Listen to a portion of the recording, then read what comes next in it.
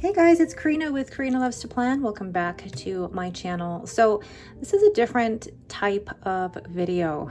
It is going to be about really my thinking process for no longer using Hobonichi for 2024. Yes, you heard that correctly. I am switching planners when it comes to the 2024 planner year.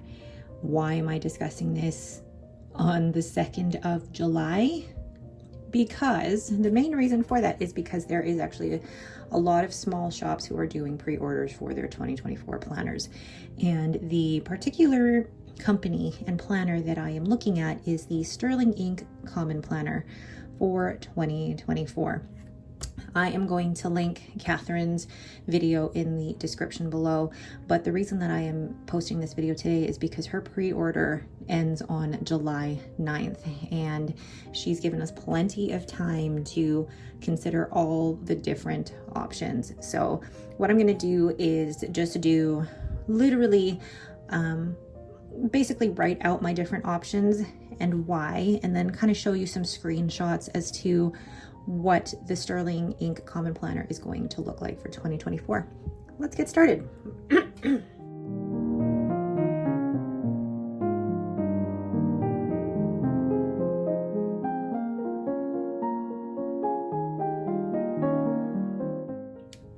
The first planner that I am considering switching over to the Sterling Ink Common Planner is to their N2 or their weeks planner. And the reason for that is the more that I use this particular weeks for work, the more I'm finding that it's not as functional for me as I would like it to be. And the way that the weeks work, if you're familiar with the Hobonichi weeks, is that they have the vertical week on the side, and then you have grid pages here, and then you've got the quote and the calendar down at the bottom. Now, the first year I used this, it was very functional, and in the monthly spread, I use this for my sticker shop, and then the weekly pages I use for my full-time job. And on the side here is where I keep track of meetings, and then here is my notes. And then in the extra notes, I would use the grid pages in the back. What I have found though is that the way that the vertical works out for me isn't as great as I would like it to be. Sometimes meetings get canceled, sometimes meetings get put in last minute. So me putting meetings in here and then making mistakes, it hasn't been working for me the way that I would like it to.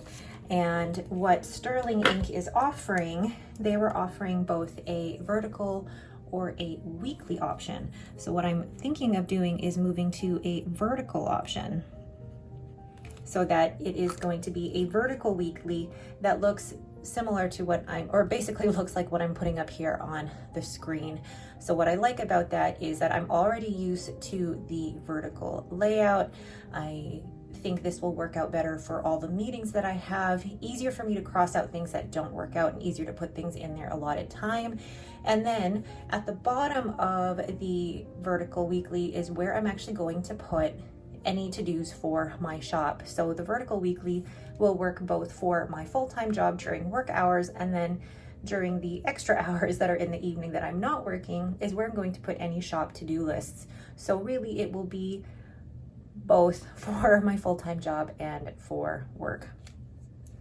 And then what I'm going to do is treat the pages in the back. So, there are actually two options for pages in the back. You can either have the regular size, the regular option, which will give you, I believe, enough for 1 day per page. So I believe it's 366 pages that you'll get in the back, but there's also the compact size, which is half of that, or I believe 122 pages. So that if you're not going to use this planner daily, you don't need to worry about all of the notes pages in the back. So what I will be using then is the N2 or the weeks vertical compact. because I don't need all of those notes pages in the back of the planner, and it will still allow me to use the back for to-do lists and notes for my day-to-day, but then there won't be that pressure to use every single page in the back, because I do only work a 4-day work week with my full-time job, so I don't necessarily need 7 pages of notes per, for 7 days. This will work out for me. And also a more compact planner will just fit with my minimalist mindset. So that is the first planner that is switching from the Hobonichi Weeks to the Sterling Ink Common Planner. And I'm actually really excited for this one. One of the things I also like about the Sterling Ink Common Planner is the very neutral pages. And this paper that is also being used in this planner is Tomoe River paper, which is why I think the switch for me is going to be easy and seamless, because I love Tomoe River paper, and I know that this is the newer Sanzen Tomoe River paper, which I'm already somewhat used to. The next planner that I am moving to will be the A5, or what used to be, or what is the Hobonichi cousin. And I'm getting this as the vertical, which is the only option for this one. And this is the 2 books. And it is the 2 books, the regular size, not compact, because I will basically be using this as my everyday. So that will be the actual vertical weekly. And then the undated grid pages in the back will be for journaling. And what I like about the undated grid pages in the back is that there won't be, like if you look in the Hobonichi cousin here, there's different colors, but there's also so much space down here that I think is wasted. And you won't have the times down here, you won't have to do this. You can really format it any way that you would like to. Now, this wasn't actually something that bothered me before. It was something that I just thought, well, I'll work around it. And it was fine. But it was only when I saw Catherine's video and looked at the different options and how people use the different grid pages in the back that made me want to switch. So I'm still going to be using the A5 size for my vertical weekly everyday planning, and still using the pages in the back for journaling. That itself isn't changing. I'm just changing which book I'm using, which planner I'm using. So I don't have to change my whole planner process. My whole journaling process is still all going to stay the same. It's now just going to be in a different book. Also still same Tomoe, well, same new Tomoe River paper, which I'm already used to. So the only thing that really is changing for me is one, well, instead of Hobonichi, it is Sterling Ink, but now there will be more room at the bottom to decorate, but also I will have more flexibility to journal more than a day per page, or even if I wanted to do one day for half a page, there's more flexibility to journal as much as I would like to. So that is me moving from the Hobonichi cousin to the A5 2 books. So Sterling Ink is offering it as a 1 book option or a 2 book option, like the Hobonichi cousin Avec. And I am definitely going for the 2 book option because I like to chunk up my planners. Yes, I do. All right. Does it stop there? No. You'd think I would, but one of the great things about Sterling Ink is that she takes customer feedback and works with that. She wants to make sure that everybody has a size that they can use. And the only thing about Hobonichi is that they really only have the A6, the week size, and the cousin. There's no other size. Whereas with Sterling Ink, they offer A5, B6, A6, then they have the standard TN, the weeks, and then the cute little passport. Yes, I am adding a passport size to my lineup for next year. And I'm going to get it in the vertical compact. Basically, the passport size is also going to be offered as a horizontal weekly, or you can get it as a vertical weekly, and you can get it in the full book with a day per page in the back, or you can get it in compact, which is I think 122 pages. I will write my notes here just to confirm. Basically, what am I going to use this planner for? This is my on-the-go functional planner.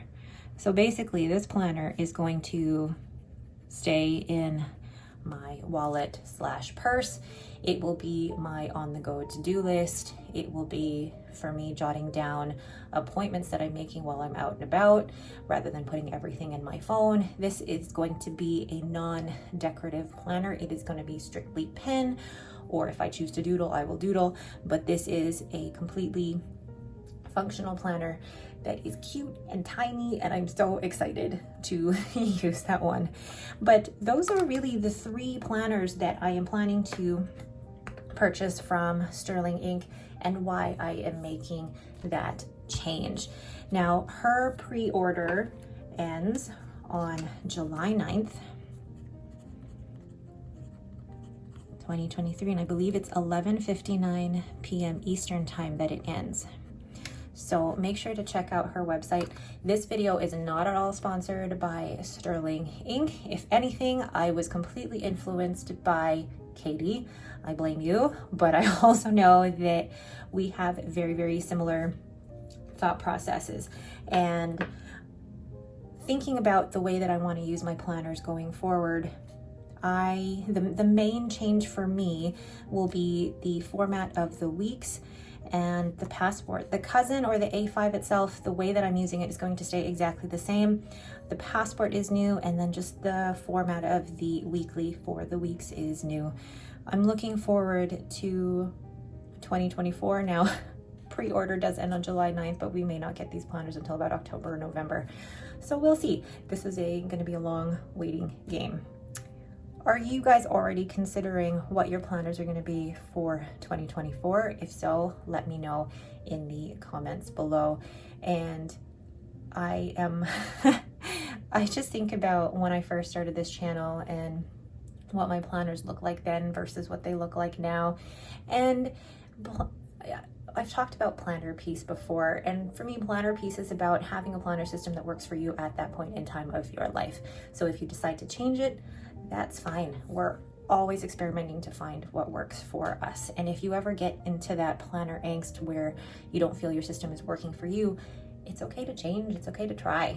And if I hadn't tried, I would not be where I am today and feeling very at peace with the system I have now, but also excited for what I will be moving into for 2024. One thing I forgot to mention is that the Sterling Inc. Common Planner comes in a variety of colors of leather for their planner. So I think for 2023, they had a different cover. This is not a Sterling Inc. Common Planner, but I feel like if their covers are anything like this Galen leather notebook, I'm going to be very, very happy with it.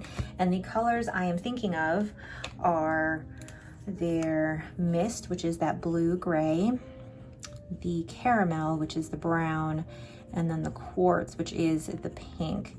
And my favorite, I think, out of the 3 is Mist. Now I'm still trying to figure out which one is going to go with which, but all of the colors that Catherine is offering are absolutely beautiful, and I think she's just done such a great job with these planners, and I'm looking forward to seeing who orders what and what they use all of their planners for. Again, that is it for me. Thank you guys so much for watching. If you have any questions, please leave them in the comments below. If you like this video, please leave me a thumbs up and don't forget to subscribe. Thanks for watching and have a great day.